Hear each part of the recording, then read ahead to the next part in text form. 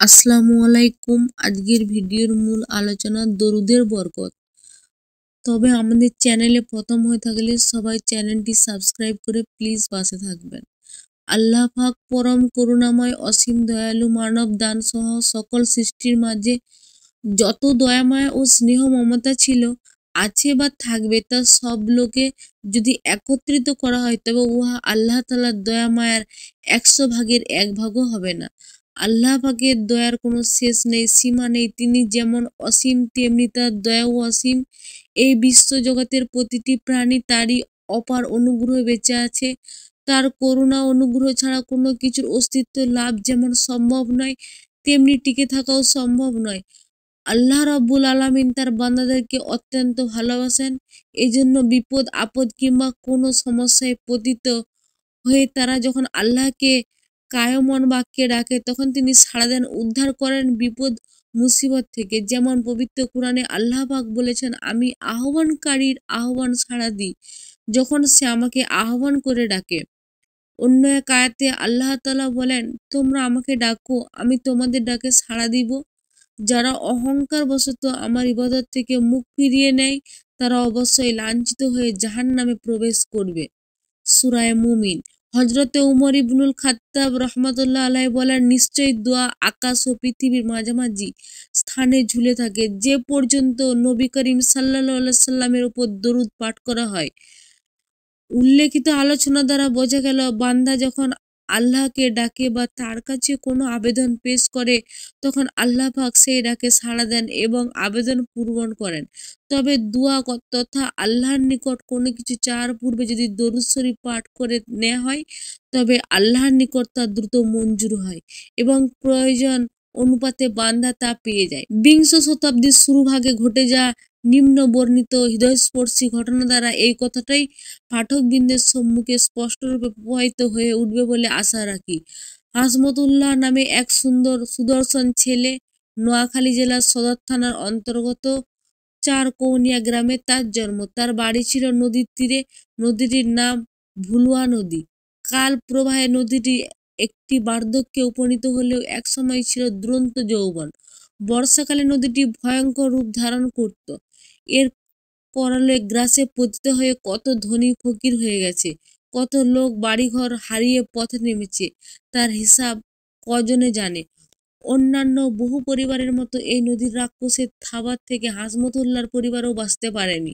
নদীর প্রচণ্ড ঢেউয়ের আঘাতে অল্প কয়েকদিনের মধ্যেই তাদের বাড়িঘর জমিজমা সবকিছু নদীর গর্ভে বিলীন হয়ে যায়।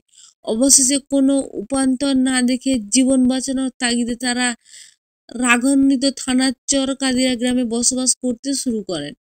সেই থেকে হাসমতুল্লাহ পরিবারের অভাব অনটন লেগেই থাকে। কোনো দিন 3 বেলা খাবার জুটে না, কখনো না খেয়ে উপোস থাকতে হয়, কখনো নির্ভর করতে হয় অন্যের দেয়া খাবারের জন্য। টানাটানির এই সংসারে লেখাপড়া করার সুযোগ পায়নি হাসমতুল্লাহ। অবশ্য কিছুদিন পর সে মক্তবে গিয়ে সূরা, কিরাত সহ 5 ওয়াক্ত নামাজ আদায়ের নিয়মবলী শিখে নিয়েছিল।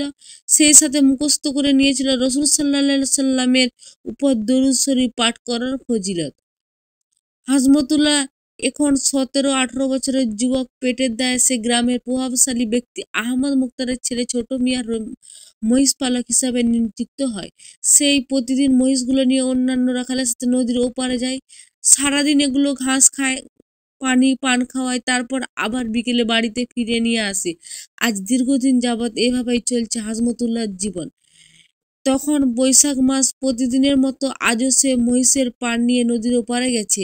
সাথে আছে অন্যান্য রাখাল ও তাদের মহিষগুলো। কোনো কোনো রাখাল মহিষ নিয়ে কেবল আসেনি, গরু ছাগলও নিয়ে এসেছে। চরবসু নামক চারণভূমিতে জানোয়ারগুলো ছেড়ে দিয়ে নিজেরা বিভিন্ন খেলাধুলায় মত্ত। খেলাধুলার প্রতি হাসমতুল্লাহ তেমন ঝোঁক না থাকলেও আজকে সবার সাথে খেলার যোগ দিয়েছে সে। অনেকক্ষণ যাবৎ খেলাধুলা চলছে, সকলে আনন্দে আত্মহারা। এমন সময় হঠাৎ আকাশ কালে মেঘ দেখা দিল। গোটা এলাকা অন্ধকার ছেয়ে গেল। কালবৈশাখী ঝড়ের আশঙ্কায় সবার বুক কেঁপে ওঠে। সবাই নিজ নিজ জানোয়ারগুলোকে নিরাপদ স্থানে নেয়ার জন্য ব্যস্ত হয়ে পড়ে। কিছুক্ষণ আগে খেলা বন্ধ হয়ে গেছে, রাখালরা সবাই একত্রে জড়ো হয়। এখন কি করা যায়, কিভাবে জানোয়ারগুলোকে বাঁচানো যায়, এ নিয়ে সংক্ষিপ্ত পরামর্শ। সিদ্ধান্ত হয় প্রত্যেকেই যার যার মহিষ ও গরু ছাগল পার নিয়ে নদীর পার হয়ে শান্তির হাটের পূর্ব উত্তর উঁচু স্থানে চলে যাবে। ভুলুয়া নদীতে এখন প্রচন্ড ঢেউ, বড় বড় ঢেউগুলো বিকট শব্দ করে নদীর কিনারায় আছড়ে পড়ছে। এই মুহূর্তে যে কোনো সাহসী লোক নদীতে নামতে ভয় পাবে, কিন্তু কোনো উপায় নেই। জীবন রক্ষা করতে চাইলে, জানোয়ারগুলো বাঁচতে হলে এক্ষুনি নদীতে ঝাঁপ দিয়ে পড়ে তারপর পার হওয়া ছাড়া আর কোনো গন্তব্য নেই, কেননা এতক্ষণে ঝড়ের আলামত সুস্পষ্ট রূপে প্রকাশ হয়ে গেছে।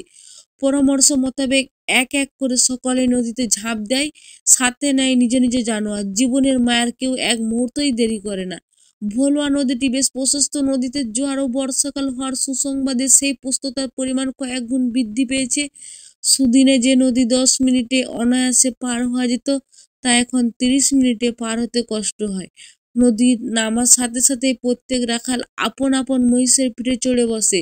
রাখালদের মধ্যে হাসমতুল্লাহ ছিল সবার ছোট। অন্যদের মধ্যেও সে একটি মোটা তাজা মহিষের পিঠে আরোহণ করে, তারপর চেষ্টা করে নিজ নিজ জানোয়ারকে নিয়ন্ত্রণ রাখার। যত তাড়াতাড়ি নদী পার হওয়া যায় ততই তাদের মঙ্গল। তাই প্রত্যেক রাখাল অতি দ্রুত চলার জন্য জানোয়ারগুলোকে লাঠি উঠিয়ে তাগাদা দিতে যাচ্ছিল। হাসমতুল্লাহ যে মহিষটির পিঠে সোহার ছিল, সেটি কেবল হুষ্টপুষ্টই ছিল না, শান্ত স্বভাবের ছিল। এজন্য নদী পার হওয়ার সময় উহার উপরই সে সোয়ার হতো। তাই আজকের এই বিপদ মুহূর্তে উহাকে সে বাহন হিসাবে গ্রহণ করেছে। এতক্ষণ হাসমতুল্লাহ সুন্দরভাবেই নদী পাড়ি দিচ্ছিল, তেমন কোনো অসুবিধা হচ্ছিল না। প্রভুক্ত জানোয়ারের ন্যায় মহিলাটি তাকে নিয়ে সম্মুখে অগ্রসর হচ্ছিল তীব্র গতিতে। কিন্তু নদীর মাঝামাঝি যাওয়ার পর মহিষটি মেজাজ যেন কেমন বিগড়ে গেল। সে তার পিঠে উপবিষ্ট লোকটিকে নিজে নামানোর জন্য এত এলোপাতাড়ি শিং দিয়ে আঘাত করতে লাগলো। শুধু তাই নয়, একবার এদিক আর একবার ওদিকে যাওয়ার কারণে উহাকে নিয়ন্ত্রণ করাও হাসমতুল্লাহর পক্ষে কঠিন হয়ে দাঁড়ালো। হাসমতুল্লাহ পিঠ থেকে নেমে মহিষের নেজ আঁকড়ে ধরল, কারণ এতক্ষণে সে মহিষের মন ভালো করে বুঝতে পেরেছিল। কিন্তু এবার যেন মহিষটি আরো বেপরোয়া হয়ে উঠল। লেজ ছাড়ানোর জন্য সে গ্রহণ করল নতুন এক কৌশল। হাসমতুল্লাহ ভেবে পায় না কেন মহিষটি আজ এমন করছে, কেন তার চেহারা আজ ফুটে উঠেছে ভয়ঙ্কর রূপ। লেজ আঁকড় ধরার পর মহিষটি এবার ডুবের পর ডুব দিতে থাকে। হাসমতুল্লাহ লেজ ছাড়ে না, কারণ সে জানে এই মুহূর্তে লেজ ছেড়ে দিলে মৃত্যু ছাড়া ভাগ্যে আর কিছুই জুটবে না। মহিষটি একক ডুবে অনেক মিনিট পর্যন্ত পানির নিচে থাকে। কোনো কোনো ডুব সময়ের পরিমাণ আরো বৃদ্ধি পায়। ইহা মহিষের পক্ষে সহ্যের সীমা থাকলেও হাসমতুল্লাহর পক্ষে সীমা ছড়িয়ে গেল। শ্বাস বন্ধ হয়ে জীবন বায়ু বের হয়ে যাওয়ার উপক্রম হলো। নাকে মুখে সমানভাবে পানি ঢুকতে লাগলো। কাউকে সে সাহায্যের জন্য চিৎকার দিতে ডাকার সময় শান্তিটুকু সে হারিয়ে ফেলল। এদিকে অন্যান্য রাখালরা নদীর ওপার প্রায় পৌঁছে গেল।